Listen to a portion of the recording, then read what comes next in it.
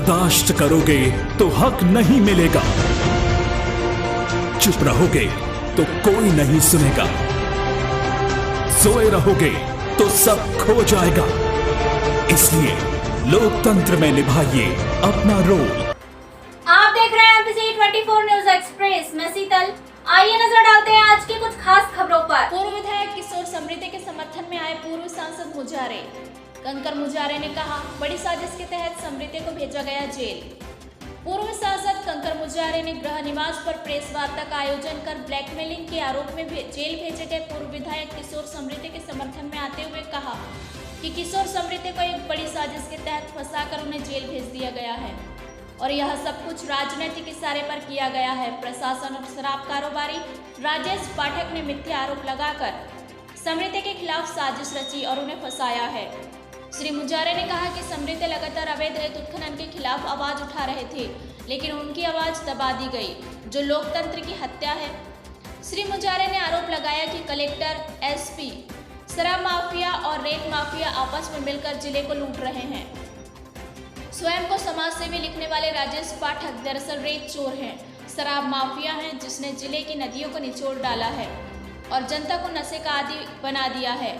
राजेश पाठक ने जिला प्रशासन व सत्ताधारी नेताओं से सांठगांठ कर अरबों रुपए की चोरी की है और अब जनता भी इसे रेत माफिया कह रही है।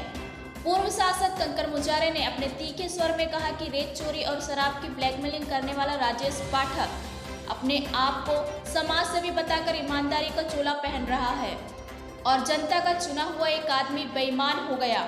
उन्होंने समृद्धि के पक्ष में अपना दर्द झलकाते हुए कहा, जेल में रहकर किशोर समृद्धि चुनाव जीते हैं, जो मध्य प्रदेश का पहला रिकॉर्ड है और अब उन्हें ब्लैकमेलर बताया जा रहा है। मुजारे ने कहा कि ये रेत चोर और माफिया पहले जेल जाएं और फिर चुनाव जीत कर दिखाएं तो इनकी ईमानदारी जाहिर होगी। समृद्धि पर 20,000 रुपये प्रतिमाह पैसे मांगने व ब्लैकमेलिंग का आरोप लगाया गया है, जो बेहद शोचनीय है। यदि समृद्धि ब्लैकमेलर हैं तो राजेश पाठक कौन है? यदि राजेश पाठक ईमानदार हैं तो समृद्धि को अभी तक पैसे क्यों दे रहे हैं? पूर्व सांसद कंकर मुजारे ने कहा कि ये शराब ठेकेदार राजेश पाठक पूर्व में हट्टा व खैरलांजी में शराब की तस्करी करते हुए पकड़ा जा चुका है और आज की स्थिति में इन्होंने चारों तरफ शराब का कारोबार फैलाकर बच्चों और युवाओं को शराब के नशे का आदी बना दिया है। ये कैसे समाज सेवी हैं? मुजारे ने कहा कि इन्हें ब्राह्मण समाज का अध्यक्ष बनाया गया है, लेकिन इसकी करतूत के कारण ब्राह्मण समाज के लोग इसे पीठ पीछे गाली देते हैं। ये बात उनके ही समाज के कई लोगों ने मुझसे कही है। इस कोरोना संक्रमण काल व लॉकडाउन में इनके गुंडे ने गांव-गांव जाकर शराब की सप्लाई की है और सील बंद दुकानों को खोलकर पीछे से शराब बेची है। अपने शिकायत पत्र में राजेश पाठक ने बताया कि समृद्धि 3 बार उनके पास आए और पैसे की मांग किए, लेकिन कब कब और किस किस समय में आए उसका उल्लेख नहीं किया है। जबकि 25 तारीख से किशोर समृद्धि भोपाल में थे, फिर कब ये पाठक के घर पहुंच गए? पूर्व सांसद कंकर मुजारे ने कहा कि कोई भी एमएलए हो, एक्स एमएलए हो या फिर कोई भी हो, उनके खिलाफ शिकायत या मामला दर्ज करने से पहले मामले की गंभीरता से जांच करनी चाहिए। उसके बाद यदि वे दोषी पाए जाते हैं तो निश्चित ही मामला दर्ज किया जाना चाहिए, लेकिन बालाघाट पुलिस सीधे बिना जांच के मामले दर्ज करती है। एमपीसी 24 न्यूज एक्सप्रेस के लिए बालाघाट से मिलिंद भालेकर की रिपोर्ट। फर्जी आरोप लगा करके गिरफ्तार किया गया, उनको बंद किया गया। इस विषय में आपसे मैं चर्चा करना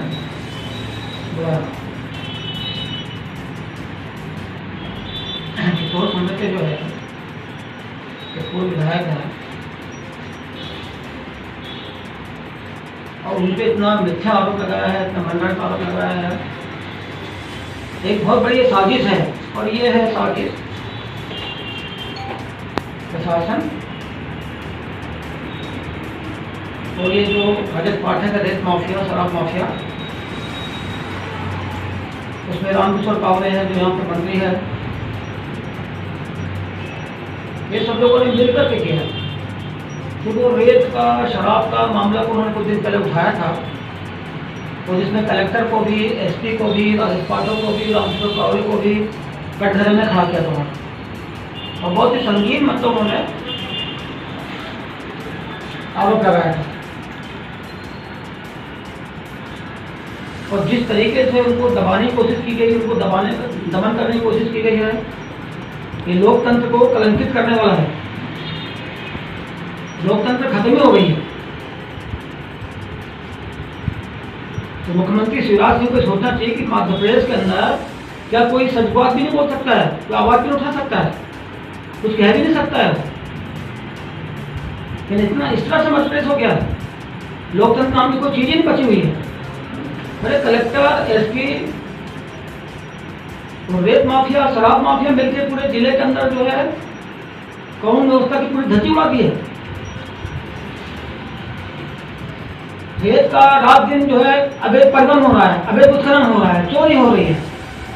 राजेश पाठक के नाम से रेत का ठेका है और रात दिन पॉपुलर मशीन नदी में चल रही है, अवैध डंप किया हुआ है, चोरियां हो रही है, ओवरलोडिंग डंपर चल रहे हैं। ये क्या नहीं दिखा कलेक्टर को, एसपी को? अभी एक भी बार पकड़ा?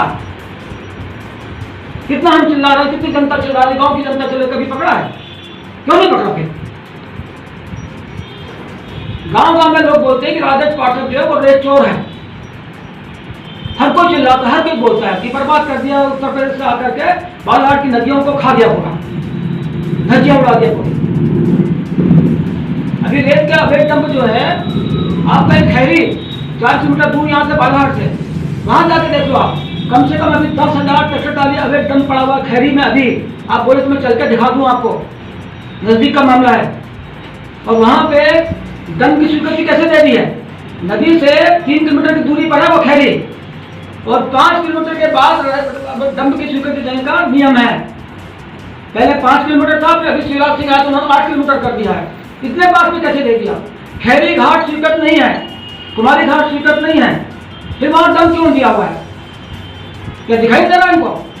गांव के लोगों ने शिकायत कर रखी है, सीमा ऑनलाइन में शिकायत कर दी है। मैं एक उदाहरण बता रहा हूं आपको, कितने सैकड़ों डंप अवैध हुए हैं, सैकड़ों, और अरबों रुपए की रेत चोरी कर चुका राजेश पाठक प्रशासन से मिलकर के उनके संरक्षण में।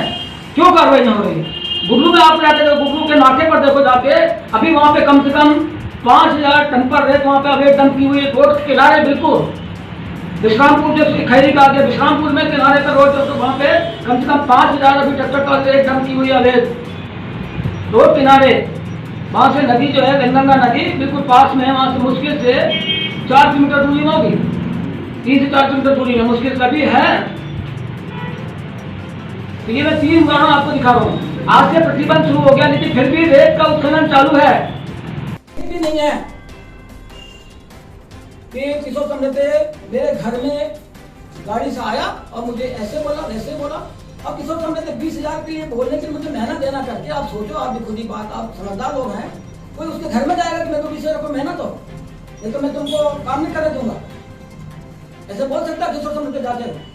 और किशोर समृद्धि जब कोई भी विधायक होगा भूतपूर्व या कोई भी समझदार नागरिक होगा, वो ऐसे कर सकता है जाके 20,000 की बात करेगा वहां घर पर? धंधा होगा, फंसा देगा वो। मगर तुम्हारे घर पे जाके बोलेगा क्या हुआ? 20,000 की बात करे घर पे? वहां धारा क्या लगाई? वहां पे पहले धारा FIR में धारा पहले एक धारा लगी हुई है 389, और उसके बाद जब कोर्ट तक जा रही है तो 386 भी लग गया, 452 भी लग गया। क्या पुलिस वालों का इनके बाप का राज चल रहा है क्या? कोई भी धारा लगाते हो किसी पे भी, और एक मामूली से शिकायत कर दिया, उसके ऊपर आपने अपराध कर दिया, दर्ज कर दिया XMLA पर। XMLA की अगर कोई शिकायत होती है तो उसकी जांच बहुत गंभीरता से की जाना चाहिए, और निर्देश है कि 1 महीने तक के उसकी सूक्ष्मता से जांच करो पूरा, उसके बाद उसके खिलाफ में मामला दर्ज करो। आप मामला दर्ज करने से मना ही नहीं है, लेकिन पूरी जांच करो सूक्ष्मता से, बारीक से, गहराई से, गहनता से, और उसके बाद उसके आप कोई MLA हुआ, MP हो, कोई भी हो, या सिटिंग MLA हो, सिटिंग MP हो, उनकी जांच में निर्देश है कि मैंने भर तो उसकी जांच ठीक से करो, बारीकी से, तो गलत नहीं होना चाहिए, और पाया जाता है दर्ज करो, गिरफ्तार करो। फिर कैसे कर दिया आपने? 10 को वो दरखास्त देना, 11 को करीब 3 बजे दरखास्त का हमारे थाने में, यहाँ लिखा हुआ है 11 को 3 बजे थाने में, हमारे 3:30 बजे लगभग, और 12 को जाकर सुबह उसको 9:30 बजे वहां से गिरफ्तार कर दिया। जांच कब कर दिया आपने? फिर जांच की क्या? यहाँ कोई जांच नहीं हुई, अगर जांच गिरफ्तार कर दिया आपने। किशोर समझे से बुला करके पहले पूछना था कि ऐसे ऐसे आपके खिलाफ शिकायत है। एक समय इसलिए पूछना था कि आपके खिलाफ ये शिकायत है, क्या कहना आपका, उससे पूछा तक नहीं, सीधे जाकर गिरफ्तार करिए उसको उठा कर आके। और उसको गिरफ्तार करने के बाद पूछे कि इनके वो जिप्सी को जब्त करके ला रहे हैं लाली से, ये तो नियम है यहाँ लोकतंत्र बचा कोई। तो दबाने की कोशिश करे, दबाने की, कोई आवाज नहीं उठाए। कलेक्टर के खिलाफ बोल दिया, इसके खिलाफ बोल दिया, उनकी पत्नी भी यहाँ ठेका ले रही है, आर्किटेक्ट के नाम से बिल ले रही है, भुगतान ले रही करोड़ रुपए का। कलेक्टर भी भ्रष्टाचार में लिप्त है, एसपी की संरक्षण दे रहा, एसपी के बहुत सारे मामले में लिप्त है, एसपी भी फर्जी इनकाउंटर के मामले में लिप्त है। तो बोल दिया तो क्या हो गया, बोल दिया तो अब जांच करें ना, उन्होंने बोला उसकी। और गवर्नमेंट आप और मध्य प्रदेश इसकी जांच करना चाहिए, उन्हें एक समय उनको आवाज उठा तो उसकी जांच करना चाहिए उनको। क्या बना हो गया बोलिए, लोकतंत्र बोलना भी नहीं है, कोई कह नहीं सकता भाई, जनपद जी को आवाज नहीं उठा सकता। आज उन्होंने उठाया, मुझे भी क्या किया था, मुझे भी यही काम किया था ना, मैंने चुटिया में जो है वो कोशिश की, उस पर लगा दिया इनाम 50 लाख रुपए हर महीने देना। वो भी मैं उसके जेसीबी के ड्राइवर को बोल रहा हूँ, 7,000-8,000 का नौकर है बेचारा, उसको बोल रहा हूँ, सोचिए जरा बात को। तो उसके आधार पर बगैर में से पूछे, बगैर पूछिए, शाम को 5:30 बजे रिपोर्ट हो रही है, 6 बजे मुझे गिरफ्तार करने की पुलिस लगा देगी। आधे घंटे बाद ही कोई जांच हुई, पता है आप सबको, कोई जांच हुई कोई? आधे घंटे बाद ही पुलिस लगा दी पूरी। और मुझे यहाँ पे गड्ढा पे प्लान कर लिया था कि इनका इनकाउंटर करना है, पुल पे इनकाउंटर करना, पुलिस लगा दी 300-400-500 सब नापे दे रही, जैसे कोई आतंकवादी आ रहा है या कोई बहुत बड़ा कोई डकैत है। मेरे साथ ही किया था दबाने के लिए, ये बार बार शिकायत कर रहे हैं, बात उठा रहे हैं, इनको दबाओ, अंदर कर दो, बदनाम कर दो। ये 50 लाख रुपये मामले तक अंतर में जा रहे हैं, बदनाम करो इनको, राजनीतिक छवि खराब करो इनकी। ये ऐसे निकम्मे अधिकारी यहाँ बैठे हुए हैं, ऐसे भ्रष्ट अधिकारी बैठे, ऐसे बेईमान अधिकारी बैठे हुए हैं। जांच तो करना था पहले 5:30 बजे। अब मैं जब घर पे आ गया, आप लोगों को बताया था, पत्रकार वार्ता मैंने की, आपको मालूम है, उसके बाद मुझे गिरफ्तार कर रहा है, वो सुबह आ रहा है 6 बजे, सब पूरा ब्लॉक रोड करके, इतना तमाशा ही, इतनी मनमानी। और मेरे घर पे भी मतलब सुबह वो बाजू की दीवार से कूद के डकैत नहीं आता डाका डालने के लिए, वो डकैत की तरह घुस रहा है घर में। और अनबा मुजारे को 2-3 लेडीज जो थी पुलिस वाले, वो पकड़ रही है, वो खींच रही है, बाल पकड़ रही है, कहाँ है क्या है। हल्ला देखकर मैं खुद पहुंच गया, क्या बात है, मुझे कपड़े भी नहीं पहनने दिए गए, अंडरवियर और बनियान पर। मतलब आपको भी शर्म आ रही थी लिखने में कि हम इसको भी लिखें कैसे, आपको तक आपकी कलम को शर्म आ गई कि हम कैसे लिखें इसको। तो अंतवस्त्र इस तरह की भाषा आप बोल रहे थे एक कायदे में, तो मुझे अंडरवियर पे बनियान पे लेके जा रहे थे, बहुत बड़ा अपराध कर दिया। अपराध ही करिए तो मुझे ऐसे जाना चाहिए, मुझे कपड़े तो पहने तो कम से कम। ये कितनी मनमानी है, कितनी तानाशाही है। जनता को बर्दाश्त नहीं करना चाहिए, बालाघाट जिले की जनता को खड़े होना चाहिए हर किसी को।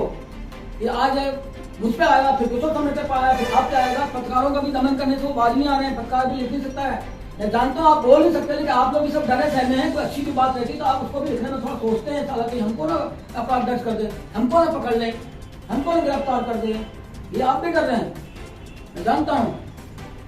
ये माहौल बनाना चाहिए। ये तो उस समय जब इंदिरा गांधी की इमरजेंसी लगी तब भी ये माहौल नहीं था, तब भी ऐसा नहीं हुआ था, तब भी ऐसी गिरफ्तारी नहीं हुई थी उस समय। 75 तब भी ये माहौल नहीं था। तो ये अभी भाजपा के राज में शिवराज सिंह की सरकार चल रही है, उधर प्रधानमंत्री मोदी बैठे हुए हैं, वो ये मामला चल रहा है यहाँ पे, आप देखा है इसको।